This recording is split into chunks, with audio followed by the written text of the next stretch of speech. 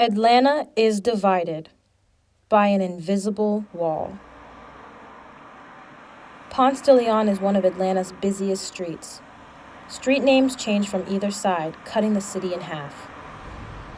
Juniper changes to Cortland, Monroe to Boulevard, Briarcliff turns to Moreland, Charles Allen changes to Parkway, and Argonne changes to Central Park. Although they are the same road, the name changes are remnants of Atlanta's segregationist history. You may know Ponce for its market, but it has a more complicated history. Ponce de Leon Ave is an invisible, racist wall. We went to the streets in question and asked the community how much they knew. Do you notice that the street names will change along Ponce? Did you? No. I don't. I did a couple of them. Yeah, I think I have noticed that, yes. When I was looking for a restaurant, when I looked it up on my GPS, it was saying some street, but I never knew the street. But it ended up being the same place, just a different street name. Eventually, we ran into community members who knew more than us. Yeah, it was years ago, before the civil rights movement. It was a way to racially divide. Plenty of street names and monuments around here that need to be taken down. Yes, sir. Destroyed. Yes, sir. Gotten rid of. Yes, sir. Yeah. If you were affluent and probably white, you lived on Monroe. If otherwise, you lived on Boulevard. Yeah, same with Parkway and Charles Allen. That was kind of the proverbial railroad tracks. Yeah.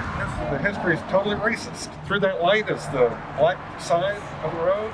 This was the white side of the road. And those guys, in the early days, the road, their side of the road, is actually named after Confederate General, who was the first Grand Wizard of the KKK. So, different society back then than it is today.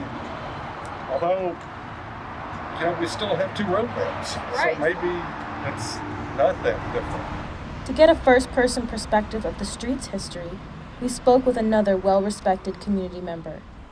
Hello, my name is Antoinette Wiggins, and I was born and raised right here in Atlanta, Georgia, August the 3rd, 1957. I was born during the civil rights era, and I lived downtown. I mean, we could walk downtown from where we lived on Butler Street. Butler Street, that was the old name, and the new name is Jesse Hill Jr. Drive. Now, we moved to a place called Summerhill. Summerhill was a predominantly black area. Back in slavery, after slavery was abolished, that a lot of the slaves migrated to that Summerhill area. I was raised up over there from the time I was a little girl till we moved to the Auburn Avenue area. I remember the whole Auburn Avenue was in a tizzy when Dr. King was assassinated. People were crying, children was crying. I mean, the churches was overflowed. It was just a real hard time for African Americans because they felt like, Dr. King was a positive role model. Our little black boys and black girls will be able to join hands with little white boys and white girls as sisters and brothers. I have a dream today.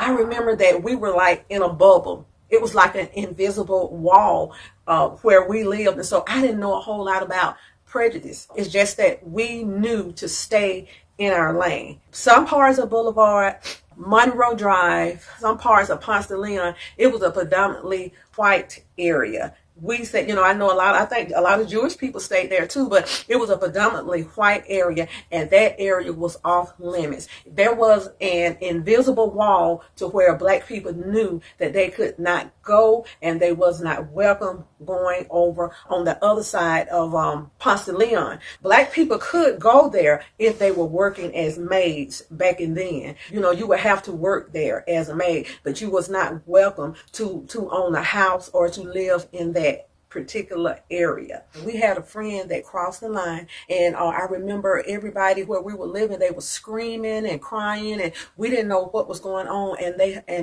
some Caucasian boys, they hung him in a tree. And that's when prejudice really got real to me, because this was a young kid. He was maybe 15, 16 years old, and he was hanging from a tree. In school back then, you wasn't really taught a lot about Black history, and so only thing I know is that I was not allowed to go certain places down there on the Ponce de Leon area and the Monroe area.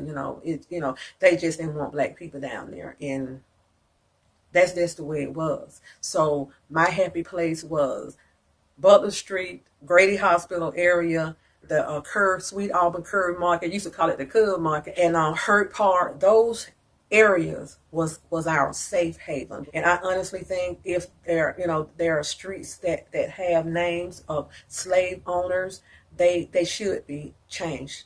The names should be changed. I go down on Ponce de Leon to shop. They turned the Sears building into the Ponce City Market. We go down there to shop, and I feel free going these places now, being an adult, and I see, mixed races down there all the time. So I don't feel uncomfortable. I don't feel afraid to go down there now. But I think everybody who owned a slave, if their name is on anything, it needs to come down. Yeah, I took this to a couple city council members to see if they'd have a public conversation as to whether or not these dual road names are still acceptable to them, recognizing that they know why the two names are in place. And they said no, they wouldn't have that conversation. No, at least until more citizens of Atlanta let them know that this is a topic that they would like them to spend their time discussing. I'm Chip Franzoni. I have previously held public office, and I recognize that a conversation can be held among the council members. Council certainly is the only body that can change these names. So years ago, City Council thought it was a good idea to have segregated road names. They met, they voted, and they changed names of roads. In the same fashion, City Council today can change things back. They know it's wrong, they know why the two names are there. As the citizens of Atlanta learn the reason for these road names, for the dual names, they too are upset and want a single name. But I'd be interested to know what the long-standing community here feels about it. Things have changed, so especially in Old Fort Worth, it has been more gentrified and things like that, but I don't think people now cares about street names.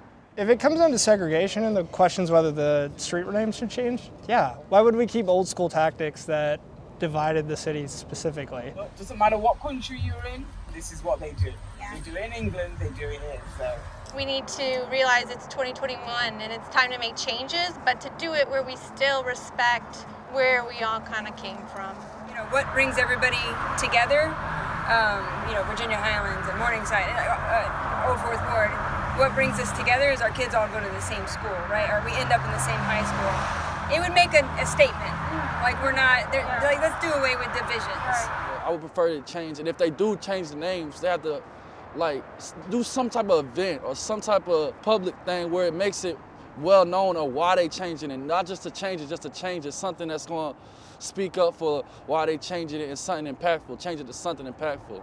We need a conversation at the City Council for them to decide, is it okay or is it not okay to continue with these segregationist roads? You can do two things to help us.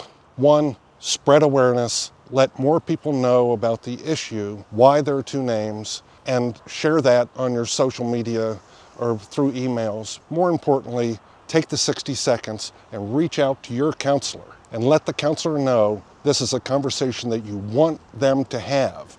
Do we want to have an Atlanta united, or do we look the other way and continue to have an Atlanta divided? Take 60 seconds and reach out to your city council representative. Let's have the conversation.